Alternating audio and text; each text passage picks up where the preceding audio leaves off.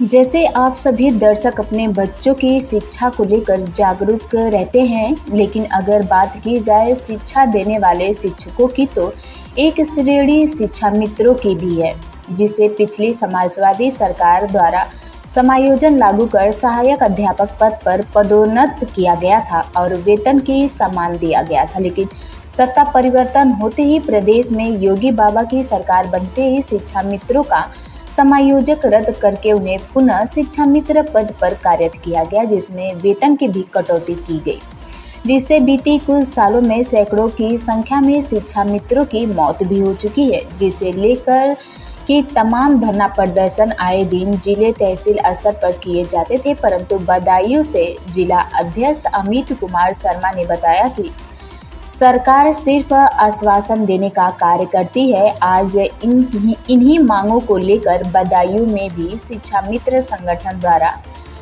नवादा प्राथमिक विद्यालय में एकत्रित होकर बदायूं से सांसद डॉक्टर संघमित्रा को ज्ञापन सौंपा। देखिए जिला एवं जिला उपाध्यक्ष के तीखे बोल सिर्फ न्यूज़ 9 नेटवर्क पर हमारे संवाददाता नीलाश राठौर के साथ। आज हम मौजूद हैं जिला बदायूं के आरिफपुर नवादा विद्यालय में, जहां की शिक्षा मित्रों का धरना प्रदर्शन चल रहा है। जो ये शिक्षा मित्र संगठन के जिलाध्यक्ष हमारे साथ मौजूद हैं अमित कुमार शर्मा, इनसे कुछ बातचीत करेंगे। तो किस प्रकरण को लेकर आपका यहाँ जो धरना प्रदर्शन है वो चल रहा है? देखिए, हम लोगों का जो आज कार्यक्रम है, धरना प्रदर्शन न होकर के पूरे उत्तर प्रदेश में सभी जनपदों में माननीय प्रदेश अध्यक्ष जी के द्वारा एक निर्देश मिले हैं। कमेटी प्रदेश का आह्वान है कि सभी जनपदों में माननीय सांसदगण को ज्ञापन देने का कार्यक्रम है तिरंगा यात्रा के साथ। जैसे उस ज्ञापन में क्या क्या मांगे रहेंगी, आपका क्या मांगे हैं आपकी ज्ञापन में? ज्ञापन में मांगे हम लोगों का मूल मांग यही है कि शिक्षा मित्र समान कार्य कर रहा है, विद्यालय में टीचर के साथ पूरा समय बिता रहे हैं, तो समान कार्य के लिए समान वेतन हमारा स्थायीकरण हो, इस संदर्भ में ज्ञापन पूरे उत्तर प्रदेश में दिया जा रहा है। अच्छा, जैसे कि अगर बात की जाए, पहले आप लोग शिक्षा मित्र थे, उसके बाद सहायक अध्यापक कर दिया गया, अध्यापक से सहायक अध्यापक, फिर आज दोबारा आपका जो अध्यादेश था वो निरस्त करके आपको पुनः शिक्षा मित्र पद पर तैनात कर दिया गया। क्या कहेंगे आप? वो हमारा जो समायोजन निरस्त हुआ माननीय सुप्रीम कोर्ट के द्वारा, तो हम लोग तब से अब तक लगातार निरंतर सरकार से, उत्तर प्रदेश सरकार से, माननीय योगी महाराज जी से मांग करते आ रहे हैं कि हमको पुनः अध्यादेश ला करके अध्यापक बनाया जाए और हमारा मूल वेतन अध्यापकों के समान वेतन दिया जाए।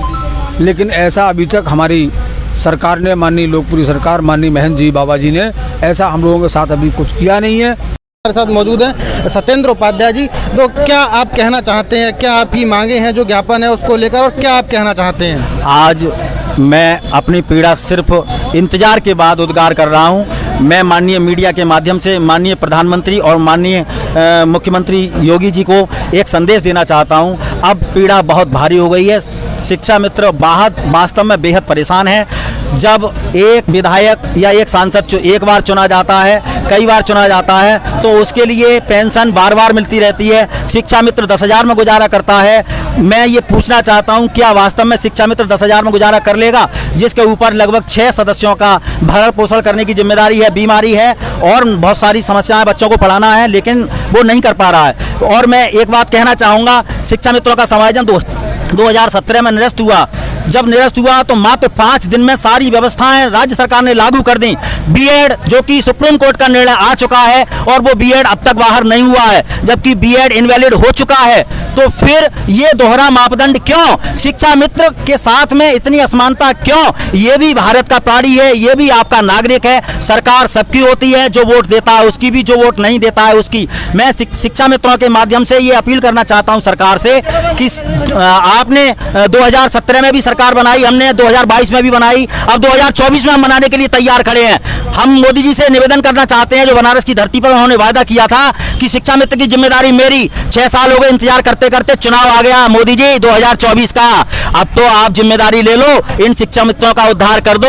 ये भारत का शिक्षा मित्र अपने खून पसीने से आपको सींचने का काम करेगा। आज जनमानस पूरी तरह से तैयार हो चुका है, सैलाब आ चुका है। अब आप इनका इंतजाम कर दीजिए, हम 2024 में पलकें बिछाए बैठे हैं। जैसे अगर बात की जाए अध्यादेश निरस्त करने की, तो वो योग्यता के आधार पर निरस्त किया जाता है, इस पर आप क्या कहेंगे? मैं इस पर यह कहना चाहूंगा, शिक्षा मित्रों के साथ दोहरा मापदंड इसलिए अपनाया गया, शिक्षा मित्रों में लगभग 50-60 हजार शिक्षा मित्र हमारा बीटीसी टेट क्वालिफाइड है।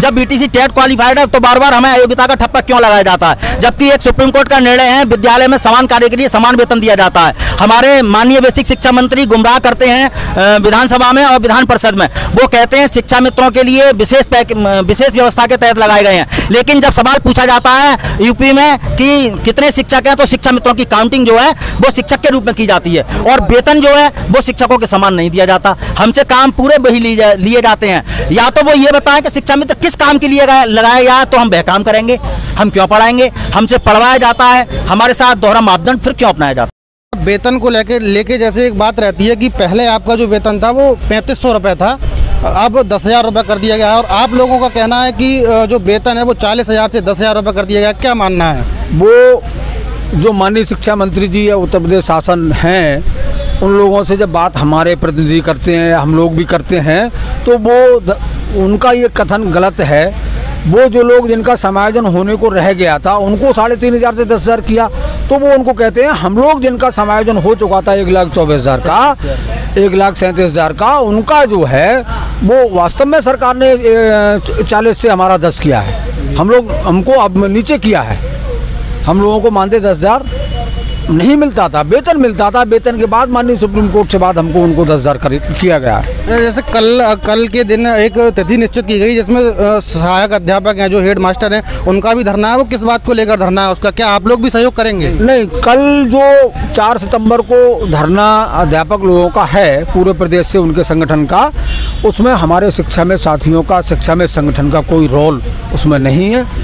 और हम वो अपना सारे विद्यालय हमारे उत्तर प्रदेश के पूरे सभी जनपदों के शिक्षा में साथी विद्यालय विधिवत रूप से खोलेंगे, बंद करेंगे, सारा काम करेंगे, लेकिन उस चीज़ से हमारे शिक्षा में संगठन का कोई लेने देना नहीं। जैसे एक अंतिम सवाल है कि मात्र 10,000 रुपये में आप अगर बात की जाए गैस सिलेंडर की, तो वो भी 1100 था, अब कम कर दिया गया 200 रुपये, और पेट्रोल की अगर बात की जाए तो वो भी लगभग 100 रुपये ही हो गई है। तो इतने महंगाई में सिर्फ 10,000 रुपये में किस तरह से भरण पोषण शिक्षा मित्रों का चल रहा है, क्या कहेंगे? तो आप लोग, पूरा समाज, हमारा मीडिया चैनल, पत्रकार बंधु, सारे लोग, शासन के लोग भी इस बात को जानते हैं, लेकिन शायद मान नहीं पाते, क्योंकि आज के दौर, महंगाई के दौर में 10,000 रुपये में परिवार का कोई ऐसा अर्थशास्त्री हो जी, उत्तर प्रदेश में हो या हिंदुस्तान के अंदर हो, कि वो पूरा अपना, जिसके घर में 2 बच्चे भी हैं और माँ बाप हैं और उसके माँ बाप फादर बुजुर्ग हैं, कि वो अगर चला के दिखा दे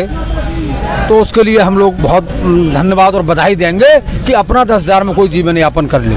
ऐसा संभव नहीं है। हमारे जितने भी शिक्षा में साथी हैं, सभी शिक्षा में गांव से बिलोंग कर रहा है, बेचारा कर्ज ले करके बच्चों को पढ़ाने का और उनको भरण पोषण करने का काम कर रहा है।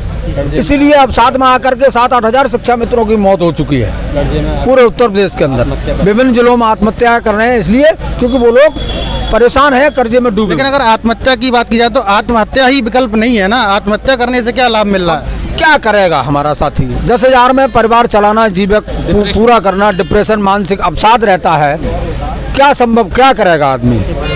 10,000 में कैसे चलाएगा? कैसा कोई अर्थशास्त्री है नहीं जो 10,000 में अपना जीवन यापन का व्यवस्था बना सके।